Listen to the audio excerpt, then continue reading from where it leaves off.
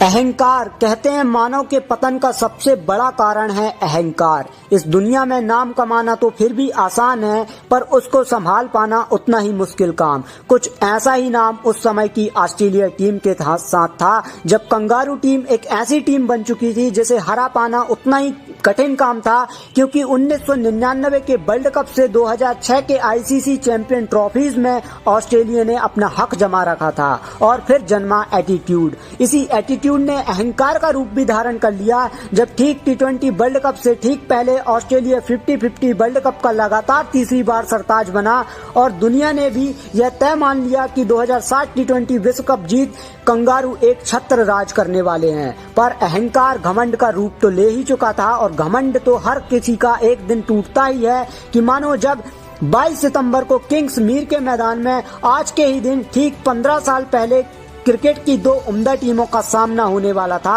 और पाकिस्तान के साथ फाइनल कौन खेलने वाला था, बस चंद मिनटों में किंग्स मीर का मैदान पूरी कहानी बयां करने वाला था। पर मैच से पहले यह प्रिडिक्ट किया जाना कि ऑस्ट्रेलिया के जीत के चांसेस 75% हैं, तो ऑस्ट्रेलिया खिलाड़ियों के अंदर जन्मी इस सोच ने मानो काल का रूप ले लिया और ये मैच भारत के आतिशी अंदाज और युवराज की बेखौफ पारी का नमूना पेश करने वाला था। मैच शुरू हुआ तो टी20 इतिहास में किसी टूर्नामेंट में पहली बार दो विकेटकीपर मैदान में टॉस के लिए आए और डरबन क्रिकेट ग्राउंड के बीचों बीच एक सिक्के को उछाला गया। यहाँ भारतीय कप्तान महेंद्र सिंह धोनी ने टॉस जीतकर बल्लेबाजी चुनी। 22 सितंबर को टी20 विश्व कप के दूसरे सेमीफाइनल के लिए मैदान पूरी तरह तैयार था। भारतीय सलामी जोड़ी वीरेंद्र सहवाग और गौतम गंभीर मैदान में आए और दूसरी ओर जबरदस्त फॉर्म में चल रहे ब्रेट ली ने गेंदबाजी की कमान संभाली।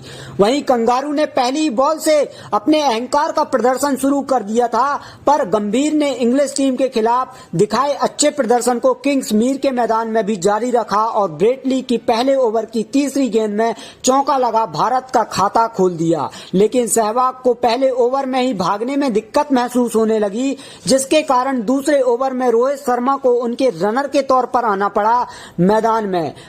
अपने साथी को कमजोरी में देख गंभीर ने स्कोर को संभाला तो सही और रन बनाने जारी रखे। स्कोरबोर्ड चलता भी जा रहा था, पर उसके बाद भी मात्र 5 ओवर में इंडिया 6 के भी कम रन रेट से मात्र 26 रन ही बना पाया था। और फॉर्म से जूझ रहे सहवाग रन गति बढ़ाने के चलते छठे ओवर में जॉनसन के गेंदों में गिलक्रिस्ट के हाथों कैच थमा बैठे और वापस पवेलियन की ओर रवाना हो गए। अब क्रीज में आए रॉबिन उथप्पा उस दिन अपनी अच्छी किस्मत लेकर मैदान में उतरे थे, क्योंकि पहली ही बॉल में उनका कैच हैडन ने छोड़ा तो अगले ओवर शुरू होते ही माइकल क्लार्क द्वारा उनको दूसरा जीवन दान मिला। पर अभी भी चिंता की बात यह थी कि 7.5 ओवर बीत चुके थे और इंडिया मात्र 41 रन ही बना सका था।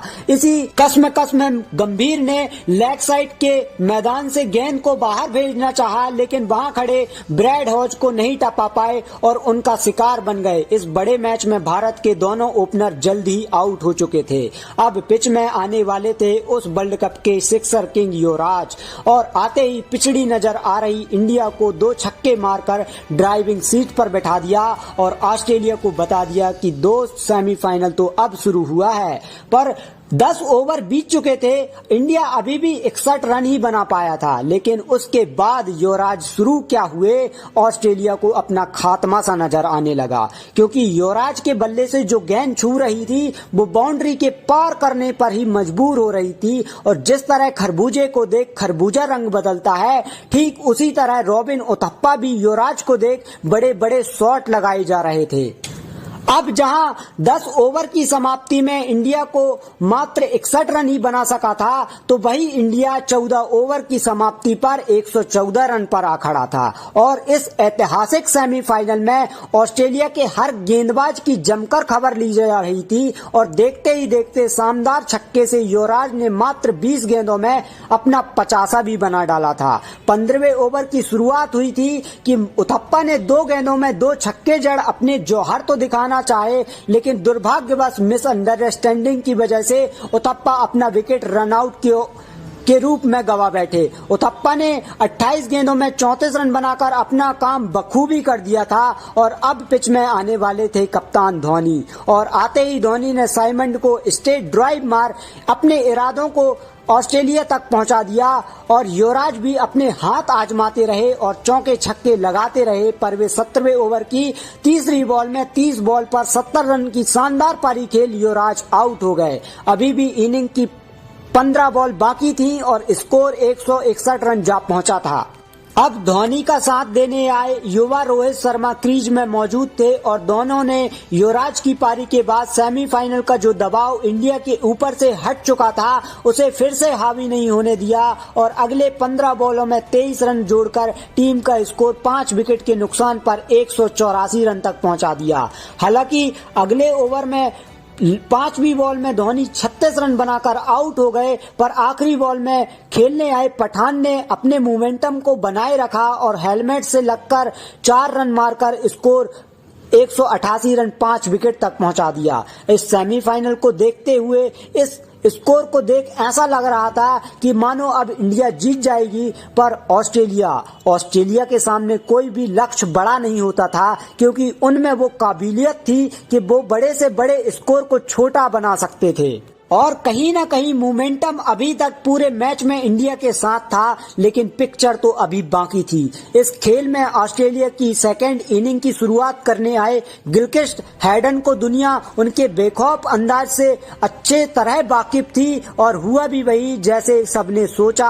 आते ही चौके छक्के की मदद से अच्छी शुरुआत दी और देखते ही देखते इन दोनों ने 5 ओवर तक 36 रन तक बना डाले। लेकिन लय में नजर आ रहे गिलक्रिस्ट को श्रीसंत ने 6ठे ओवर में बोल्ड कर भारत को पहली सफलता दिलाई और ऑस्ट्रेलिया टीम के टॉप परफॉर्मर मैथ्यू हेडन अभी भी पिच पर थे और लगातार ये साबित कर रहे थे कि वो किस दर्जे के खिलाड़ी हैं। और देखते ही देखते उन्होंने चौके छक्कों की बरसात सी कर दी और ब्रैड हॉज भी इसमें उनका साथ देने लग गए। जब 8वें ओवर में जोगिंदर शर्मा को लताड़ लगा 18 रन बटोर डाले और टीम का स्कोर 64 रन तक पहुंचा दिया था। पर 90 ओवर की तीसरी बॉल पर पठान ने ब्रैड हॉज को पीछे युवराज के हाथों कैच करा भारत की उम्मीदों को फिर से जागृत कर दिया और पिच में अब आने वाले थे एंड्रू साइमंड। इस बात को सभी लोग जानते थे और उस समय के लोग भी साइमंड को इतनी अच्छी तरह से जानते थे कि वो कितने तेजी से रन बनाते हैं। अभी तक जो भारतीय फैंस ये मैच देख रहे थे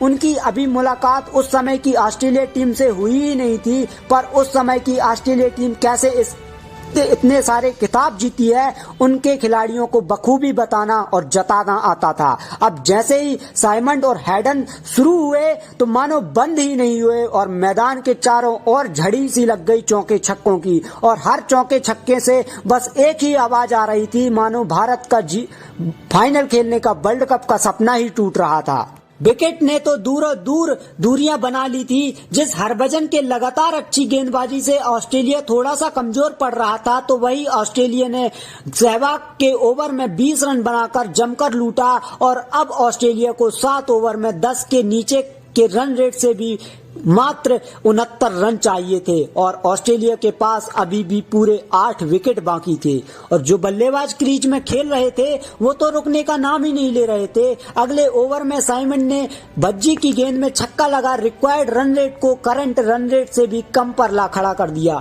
अब इंडिया को सख्त विकेट की जरूरत थी, नहीं तो ये मैच चंद मिनटों में कंगारुओं की झोली में जाता दिख रहा था। अगले ओवर में करोड़ों लोगों की उम्मीद बनकर आए श्रीसंत ने तेज सर्रार गेंद डालकर हैडन के डंडों को उखाड़ दिया, पर हैडन की एक मुसीबत जाते देख खुदा दूसरी मुसीबत के तौर पर माइकल हसी को भेज रहा था।